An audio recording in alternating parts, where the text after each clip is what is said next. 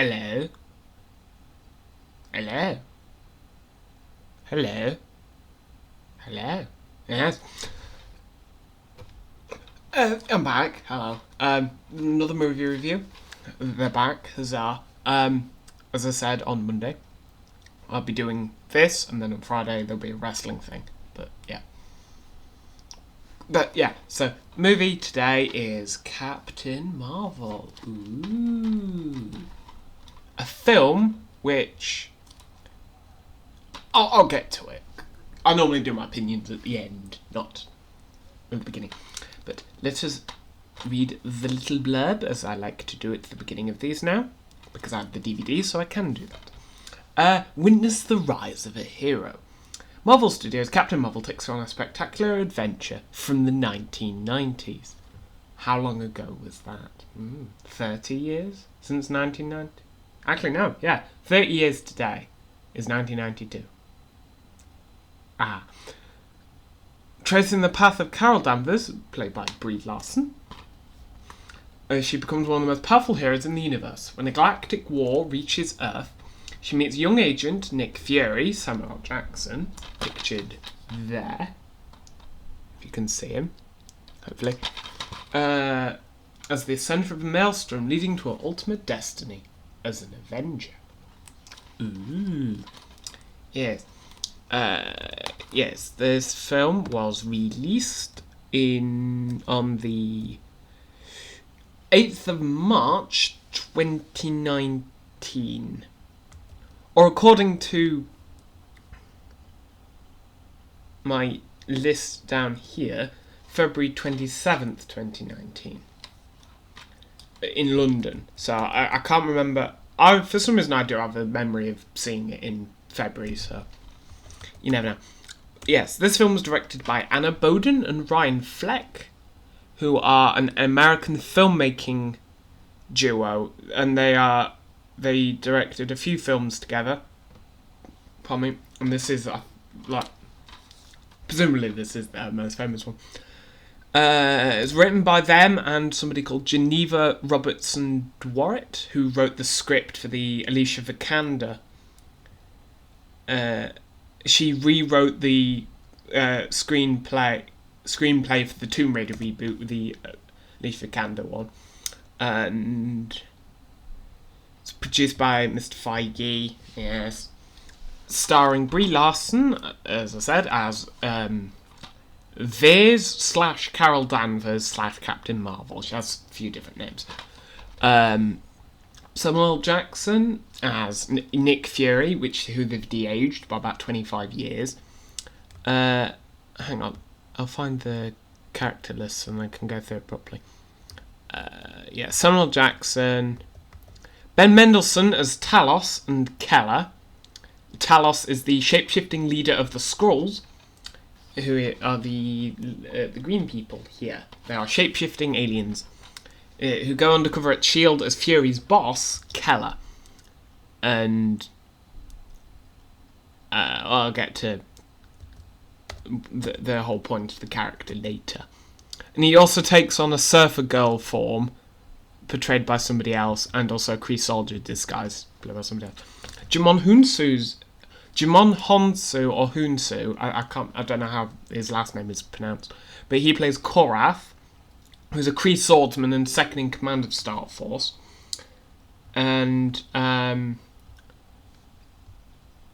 Hunsu explains that Korath was at his infancy in this film compared to his appearance in Guardians of the Galaxy. Because if you remember, he turns up at the beginning of Guardians of the Galaxy as one of the people who's bringing in Star-Lord, because he's looking for the orb, because Ronan sent him. But I'll get to that when we review Guardians of the Galaxy, the first one.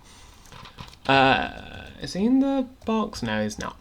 Okay, we have Lee Pace as Ronan the Accuser. As I said, he turns up.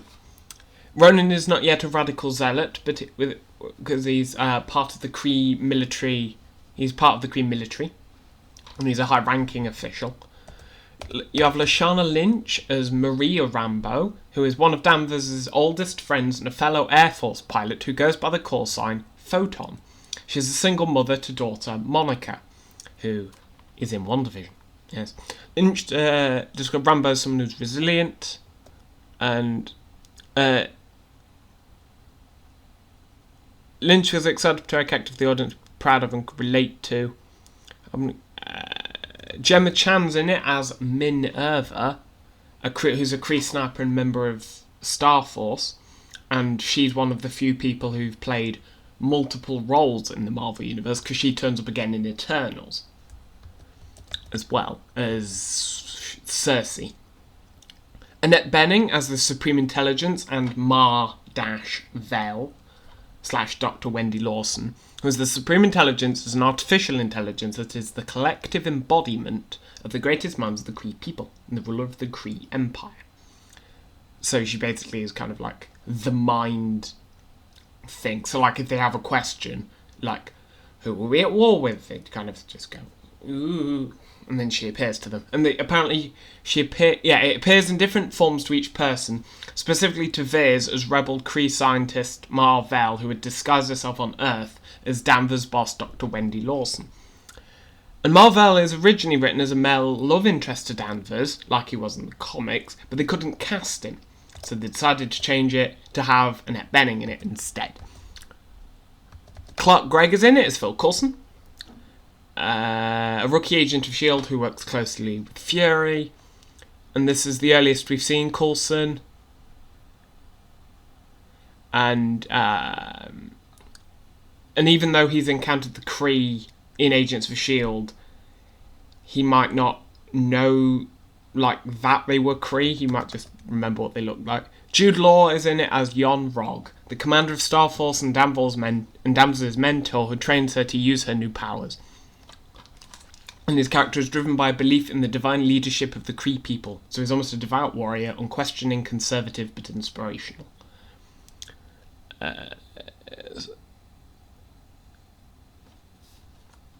And then there's also additional members of Star Force. There's different characters playing like people's wives.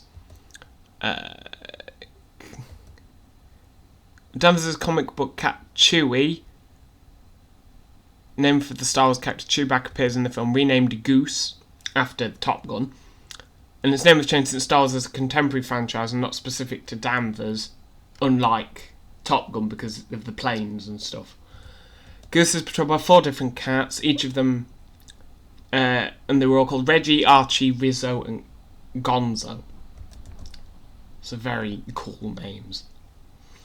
Some real-life pilots turn up, presumably in the scene on the airstrip, and one of them died prior to the film's release, and it's dedicated to his memory.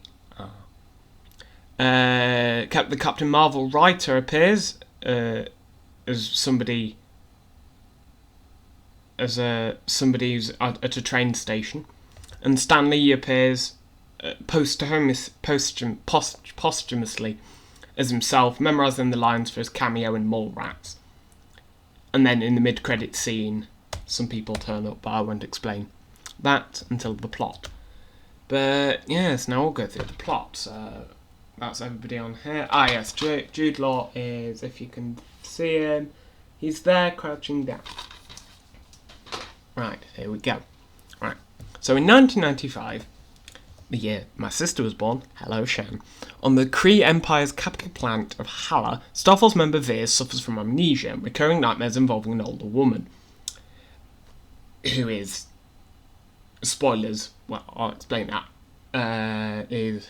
it's her memories of Mar-Vell disguised as the human, as the Doctor from before, Dr. Wendy, played by Annette Bening, as I said. Played wonderfully by Annette Bening. Yon-Rogg, her mentor and commander, who's Jude Law, trains Veers to control her abilities while the Supreme Intelligence, the artificial intelligence, urges her to keep her emotions in check because she keeps getting distracted, and so she isn't harnessing her full power as a Kree person as most of them do. Most of them normally have their powers at this point, but her emotions are misguiding her, like Anakin in Star Wars. It's like, you too much of hate. Hate leads to suffering, as Yoda said. During a mission to rescue an undercover operative infiltrating a group of Skrulls, alien shapeshifters, who the Kree are at war with, Viz is captured by Skrull Commander Talos, who's Ben Mendelsohn. A probe of Viz's memories leads them to Earth. Viz escapes and crash lands in Los Angeles in a blockbuster, which, if nobody knows, and it's very sad if you don't, Blockbuster was a famous retail company, I guess, that kind of sold like video, like VHSs, like DVDs at the time when it like during the last bits of Blockbuster, Blu-rays started to be introduced there, but like you could rent a film. I think you could also get games there as well. You could go to like Blockbuster and get a game or something, and you'd be able to rent it for a bit, play it, and then return it. But you weren't allowed to, like, you had to return it within. It's like a library, but for like films and TV shows and games. I don't know if they did music. I can't remember, but yeah, because back in the 90s they were everywhere. Now there's only one, and I think it's in America, which is sad. There's escapes and crash lands. Presence attracts S.H.I.E.L.D. agents Nick Fury and Phil Coulson, whose investigation is interrupted by a Skrull attack. Viz recovers a crystal containing her extracted memories in the ensuing chase, while Fury kills a Skrull impersonating Coulson in a really cool car chase, where like they kind of stop, and then Nick Fury's like, "Why aren't you going, Coulson?" And Coulson turns around and goes, and then he stabs. I'm pretty sure he stabs him or he shoots him or something. Yeah. Talos, disguised as Fury's boss Keller, so just takes her on Ben Mendelsohn's form. Sorry, I'm just thirsty. Yep. Oh, pardon me. I'm sorry. Where are we at? Orders Fury to work with Viz and keep tabs on her, because they do capture her. Well, not capture, but like she goes off, gets some clothes. And she steals his bike, goes to this bar, and Nick Fury talks with her. And there's a funny line of that's the bit where there's a really good line of Nick Fury says, "How do I know that you're not a Skrull?" And then she goes, "Push," does a power, and it destroys the jukebox. And then he goes, "Well, how do I know that a Kree can't do that?" And then he says, and then she says, "Oh, how do I know that you're not a Skrull?" And then he goes, "Well, I don't know." And she says, "The thing, Skrulls don't know every intricate detail, so tell me something that only Nick Fury can do, has in his mind."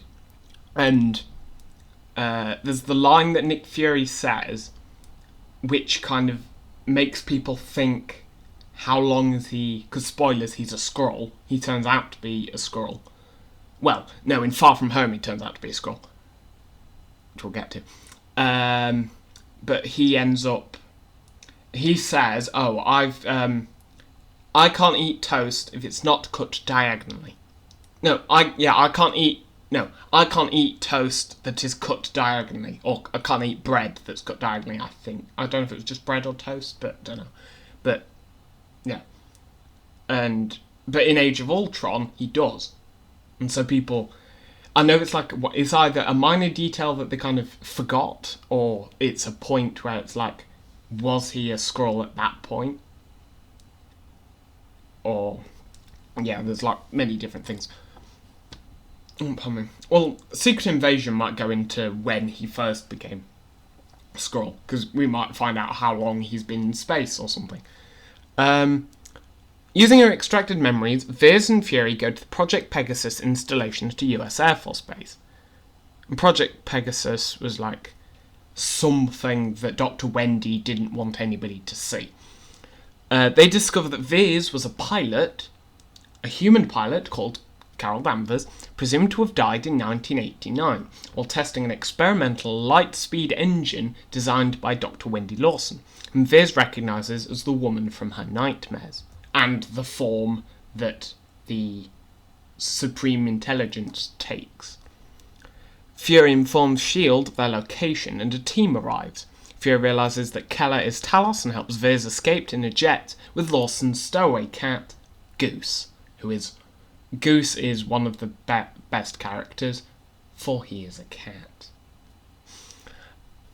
Then they fly to Louisiana to meet former pilot Mario Rambo, the last person to see Veers and Lawson alive. Rambo and her daughter Monica reveal that Veers is actually Carol Danvers, who was once like family to them. Talos, arriving unarmed, explains, plot twist, here we go, and I've already spoiled most of this movie, so there's no point I need to turn away, because going into this you should assume I've spoiled things, because I've spoiled stuff for other films. Talos, arriving unarmed, explains that the Skrulls are refugees, searching for a new home, and that Lawson was Mar-Vel, a renegade Kree scientist helping them. So she kind of turned against the Kree.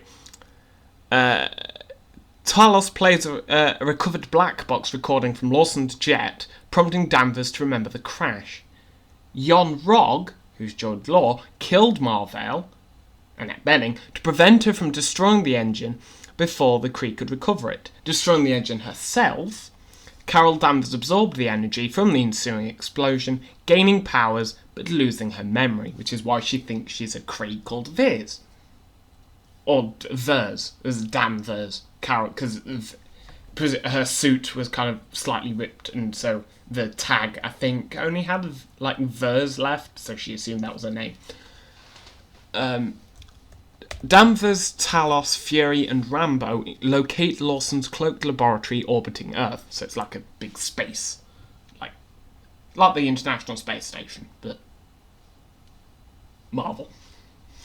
Where Lawson hid several Skrulls, including Talos' family, so his wife and his daughter. I think, yeah, it was only those two. And the Tesseract, the big cube. Everyone remembers the cube. The first Infinity Stone to be shown in Marvel. Yes. The power source of Lawson's engine. So, presumably she stole it from S.H.I.E.L.D. and put it and used it somehow. There, Danvers is captured by Starforce, so Gemma Chan's character, Jimon Hunsu, Yon-Rogg, and interfaces with the Supreme Intelligence. Danvers removes the Kree implant that is... I can never remember where it was. I think it was on her neck, I think. The implant that suppressed her powers during their encounter, allowing her to reach her full potential. Which is, like...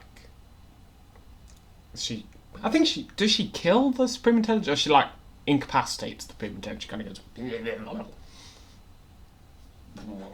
That type of... explosion. Yes. What was I going to say?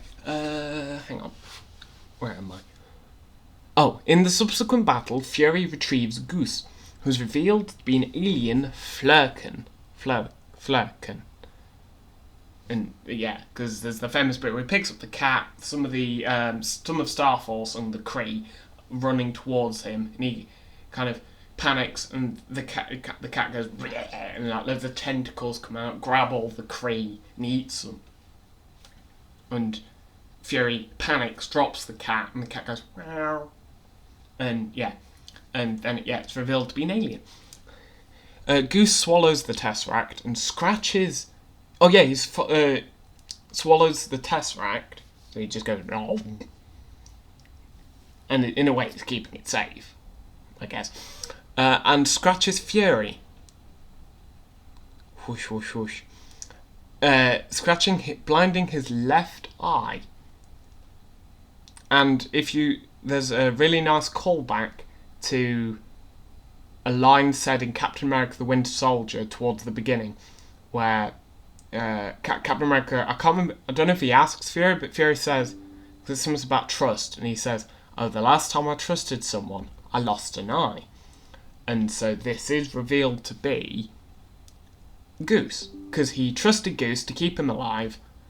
Goose kept him alive, and so he liked Goose because he's a fan of cats, so he loses an eye. Danvers, after this, destroys a Kree bomber, forcing Kree officer Ronan the Accuser and his squadron to retreat, because Ronan and his squadron were going to just attack the Earth to try and get rid of Danvers, just destroy it. Danvers overpowers Yon-Rogg and sends him to Hallow with a warning for the Supreme Intelligence. She then departs to help the Skrulls find a new homeworld, leaving Fury a modified pager to contact her in an emergency, which we saw in Infinity War, which I mentioned, which was one of my first videos. Ooh, nearly 2 years ago. In a new homeworld, leaving Fury a modified pager to contact her in an emergency. Fury drafts an initiative to locate heroes like Danvers, naming it after her Air Force call sign, Avenger. Oh. So yeah, this is where he decides to come up with that was an idea. There was an initiative and they were called the Avengers. That kind of thing. In a mid-credits scene set in 2018, the activated pager is being monitored by the Avengers when Danvers appears looking for Fury. So, technically... So, this after-credit scene is a bit confusing. It's a bit confusing considering, you know, everything going on. Because they don't see... Yeah, they don't see Thingy until... They don't see Carol Danvers until she brings back Iron Man and Nebula, which is confusing considering this scene suggests a lot of things could happen. And also, yeah, and then in the post-credit scene, Goose climbs onto Fury's desk and vomits up the Tesseract. And basically, that's how they get it back. And so, S.H.I.E.L.D. keep it.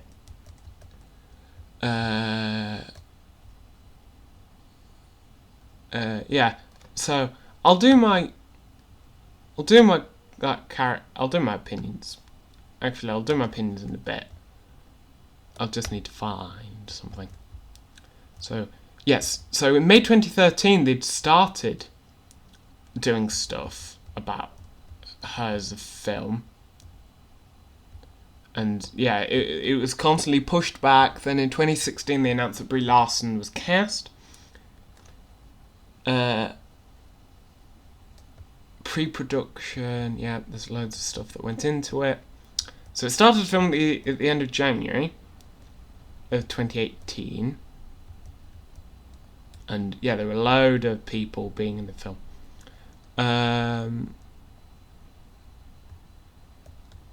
Is this stuff to do with casting? I don't know, wait. Who else? I want to see who else was cast as Carol Danvers. Sorry about this long wait, guys. See this? Guys. Like, more than one person's watching this. Yeah, there's going to be quite a few things. Yeah, I can't seem to find anything to do with, like, the casting of Thingy.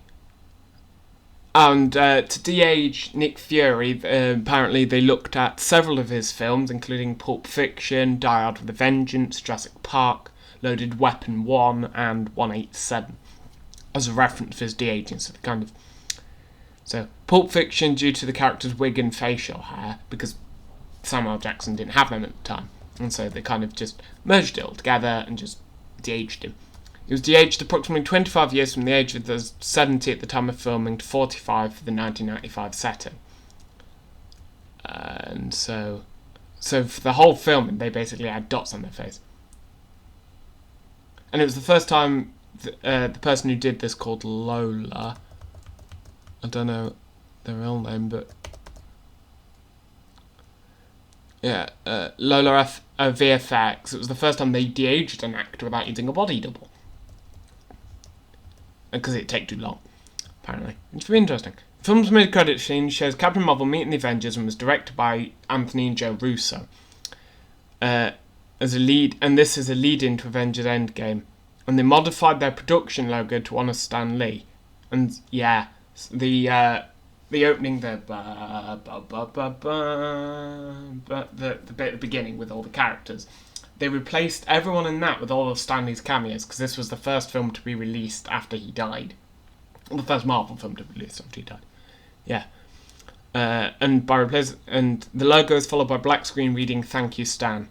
And Kevin Feige said this was done because the film was Marvel's first since Lee died, and they wanted to start the film by acknowledging him with the celebration of his legacy, rather than add a somber memorial to the end of the film. The music was done by Pinar Toprak, making her the first woman to score an MCU film. And she wanted the theme to be recognisable from the first 2 notes, and to be honest, I don't remember it. Sorry, I don't. And Michael Giacchino's Avengers Marvel Studios, the song was played as well. Marketing. Oh, they always. Oh yeah, one of the.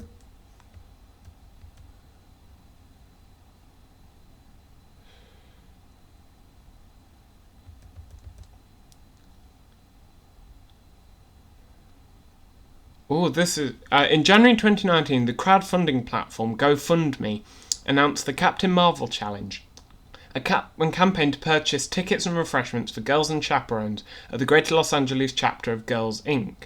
The campaign, inspired by the success of the Black Panther Challenge, which raised more than $50,000 for children to watch Black Panther, came after Brie Larson suggested on Twitter that there should be a similar campaign for Captain Marvel. Larson noted she would be pushing for representation across the board. My Interviews magazine covers the clothes that I'm wearing as part of her support for inclusiveness and opposition to sexual harassment in Hollywood. Wonderful. Great. Do this more. Oh yeah, at the end of the month, there was like a Captain Marvel themed Boeing featuring the film's logo on the side, and I think... And yeah, this is interesting. This big Boeing jet featured the film's logo on the side and images of Goose the cat on its wings, and it actually flew from Seattle to apparently Orange County, California, which is interesting. And then at the end of the month, an hour-long video of Goose was live streamed on Marvel's YouTube channel, so it's just probably the cat just doing stuff. Premiered in London on February 27th, 2019, and Hollywood on March 4th. The Hollywood premiere included a flyover by the Air Force Thunderbirds in honour of the pilot who died. And he died in a training accident, sadly. And apparently it was released in the United States on March 8th, coinciding with International Women's Day. And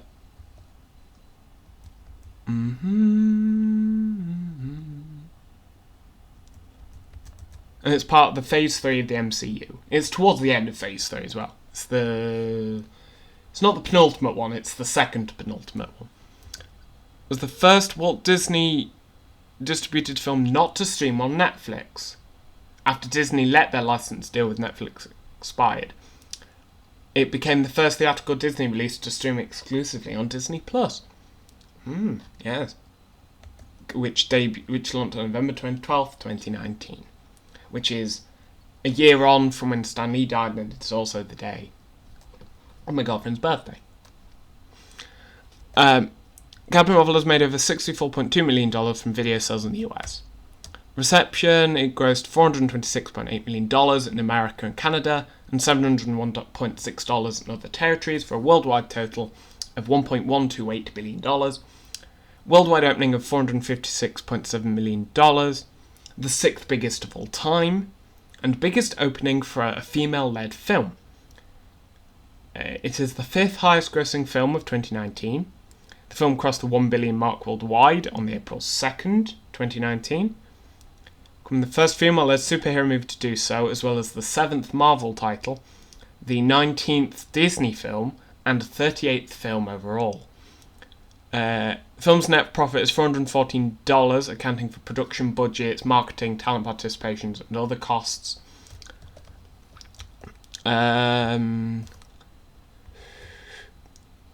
The film had a lot of competition, but it still did quite well. The film's highest grossing foreign countries were China, $135.7 million, South Korea, $37.5, United Kingdom, $32.9, Brazil, $26.1, and Mexico, $25.7. Yeah.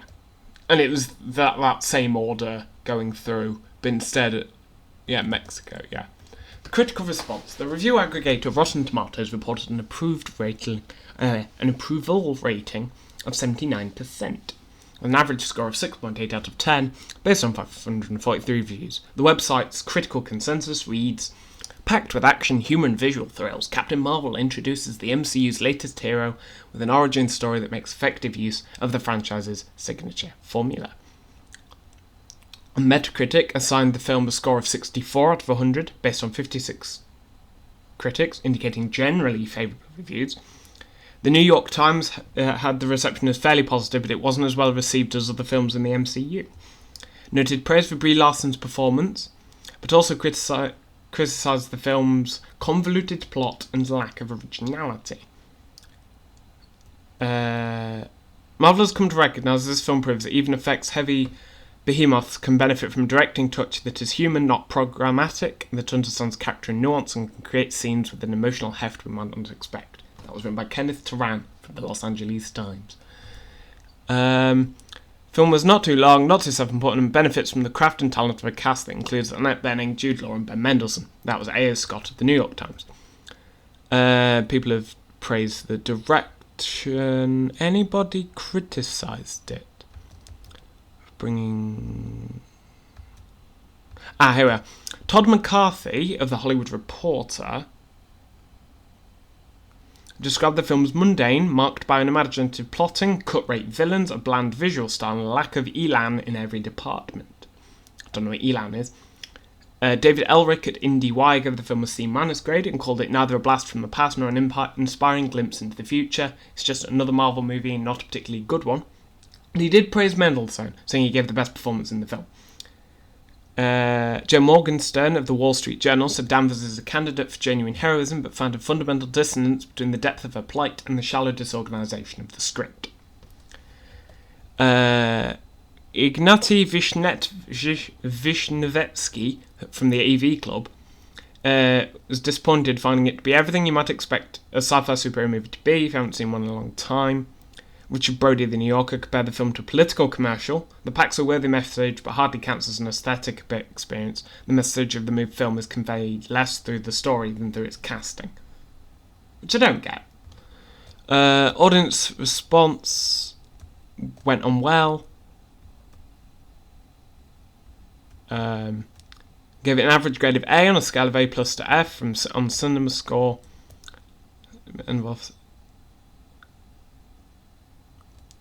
Apparently Captain Marvel's initial audience was 61% male, according to Post-Track, which is interesting.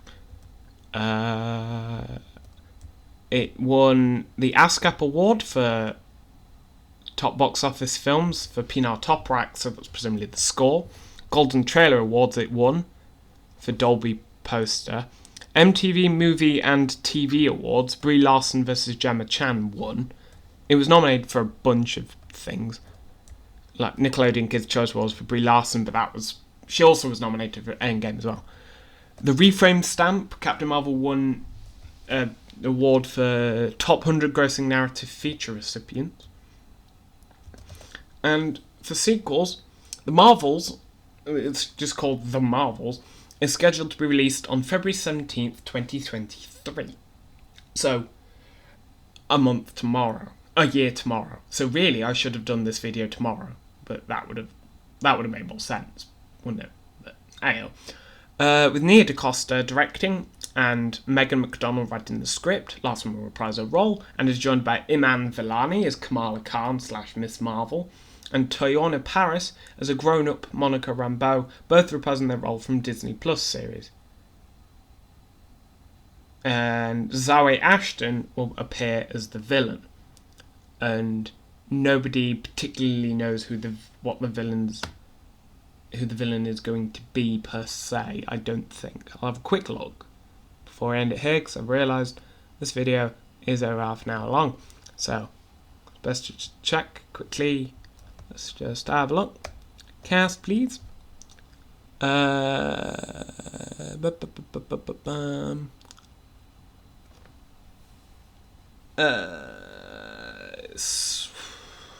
Sagar Shaikh, Zenobia Shroff, and Mohan Kapoor reprise their respective roles as Khan's older brother Amir, Mother Maniba, and Father Yusuf from Miss Marvel, which hasn't happened yet.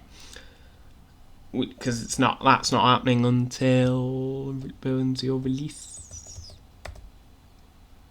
There's no release date for it.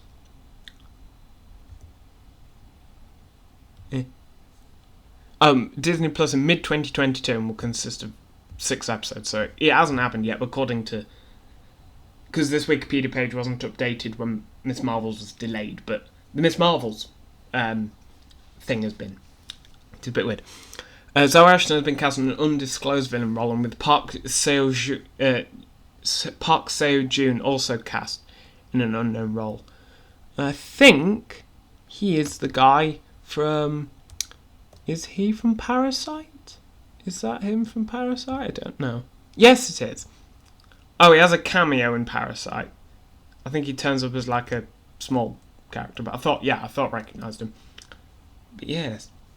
So, that was it for Captain Marvel. Hope you enjoyed watching this video. Yes. And, next, it's not a Marvel film. What? We're actually going on to non-Marvel things. Ooh. So, for next week, and I do plan to watch it, I will watch it, because I haven't actually seen this film, and I've made a pledge from now on, even if I've seen the film, I've seen the DVD before, I'm going to watch it again, as like a thing. Cloverfield. And I haven't seen it. From what I've heard, it's very good. And also it's produced by J.J. Abrams. And they credit him from Lost, so it should be good. And I've heard it's very good. So, that'll be fun. I hope that'll be enjoyable. That'll be interesting. Apparently, it's a psychological horror rather than proper horror, so it'll be better. Because I'm not keen on normal horror. I like psychological horror. It's much better, because it allows for better acting. So hope you enjoy. I shall see you on Friday for the Elimination Chamber predictions, which I shall be watching live, probably. Well, not live on here, but I'll be watching it as it happens on the Saturday afternoon with my good friend Ryden. Cheers. And as I say, cheers to the end of the video. Ta-ra.